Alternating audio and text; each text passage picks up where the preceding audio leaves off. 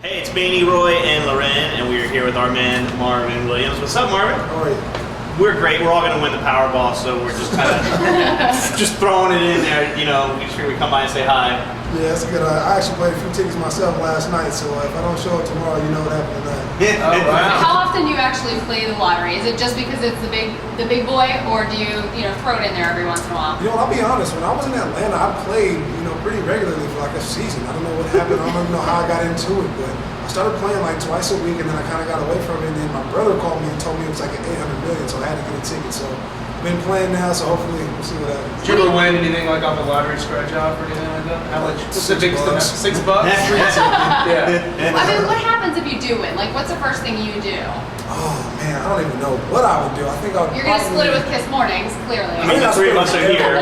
Yeah. Anybody who's ever been nice to me, I think I would give a share of it. So I'll probably call my dad first, let him know, and he'd probably take care of me. Roy, we mentioned on the show the other day, Mark Cuban gave advice on how to, and I know Mark, of course, is a billionaire, and he gave advice to people on how to handle it. Yeah, I mean, he said everything from if people ask you for money, don't let them. Don't give them any money. And is there anyone you would give money to, or? I would definitely give money to my family and friends. I mean, $1 billion. I feel like you would have to share it, man. Maybe donate some to charity, obviously, help out the less fortunate, but that's so much money, you can only buy so many things for yourself, That's so I would true. definitely share it. So it's a new year. Did you ever set any New Year's resolutions? You know, I'm not a huge resolution guy. I used to be when I was younger, but I always broke them. I make them about 3 weeks, So and I'll easy. be done, so I'm not a huge resolution guy. Okay. So easy to break the resolutions. Marvin, do you remember your first basket you ever made?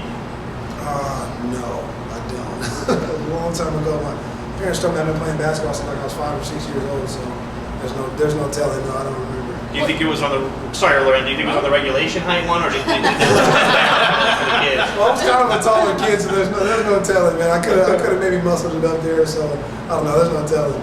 I was just gonna ask what your first recollection. What's the first game that you remember playing in?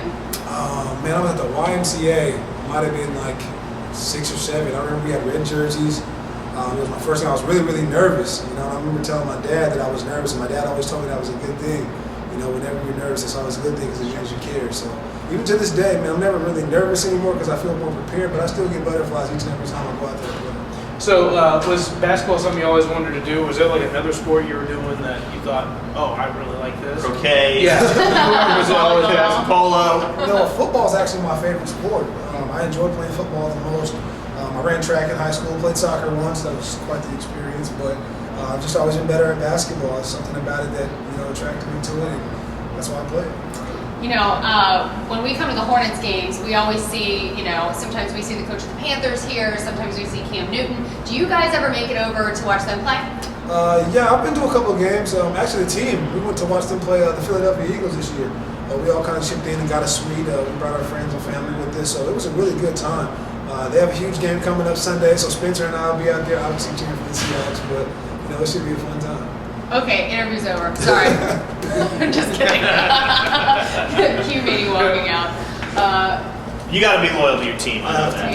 Yeah. All right, so tell us about Charlotte. Tell us, you've been here for a while now, so you're familiar with the city. Favorite restaurant? I go to Blackfin quite a bit. I go to Enzo a lot. I'm kind of a chain restaurant eater. Cheesecake Factory, PF Chain. Carrabba's? I've never been.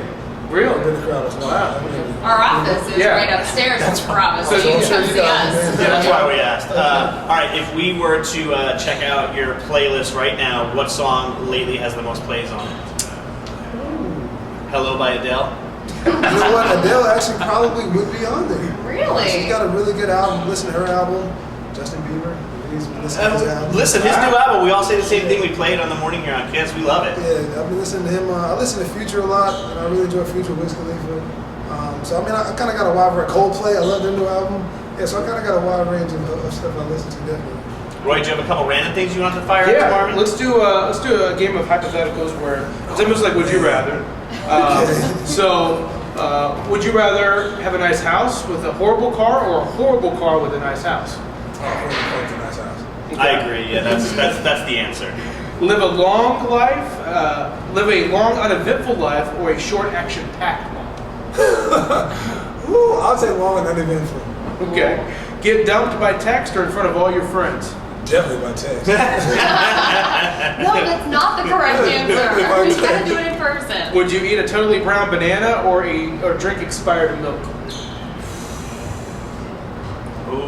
Oh, that's Man. a good one because I cannot. I'm the guy that like if there's a spot of brown on the banana, I have to like cut it off. I won't eat it. I mean, expired. I don't even drink milk at all, so I don't. Really? No, ever. It does a body Oh, good. you are? Do something with the bones Yeah, and I've never stuff? drank milk. Oh man, I'll have What to do you go put in with your banana. cereal? I mean, I eat cereal, but I would never go pour a glass. of Gotcha. milk, ever. Okay. Okay.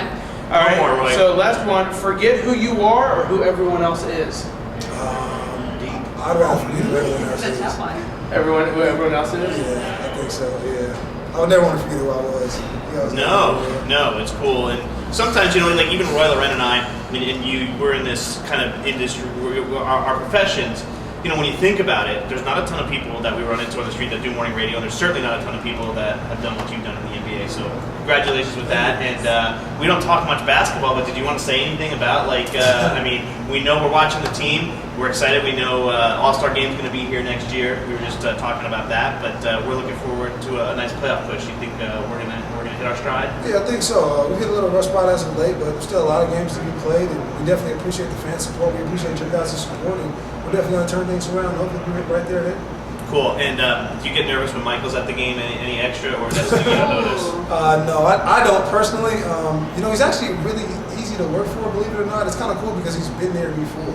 He's actually been a player, so we kind of got that different side of it when it comes to him being an owner. So, but he's always been very nice, very kind to all of us, very understanding of all of our situations. He wants to win, obviously, just like we do. So, no, he's a great owner to work for. So there's no buzz in the locker room when you guys find out that Michael's coming to the game. 'Cause I used to be a honeybee, and when our coach was on the sidelines taking critiques, I'd be straightening up a little bit more. No, I don't think so. I think guys kind of know when he's in town, when he's not in town. Sometimes we hear that he's here, but he's not we don't really see him. But That's even weirder. yeah, he's around somewhere. We know he watches every game. He talks to coach every single day, sometimes multiple times a day. He's always supporting us, always giving us his feedback. So, like I said, he's been great to work for. Awesome, definitely. Cool. Our man Marvin Williams, Charlotte Hornets.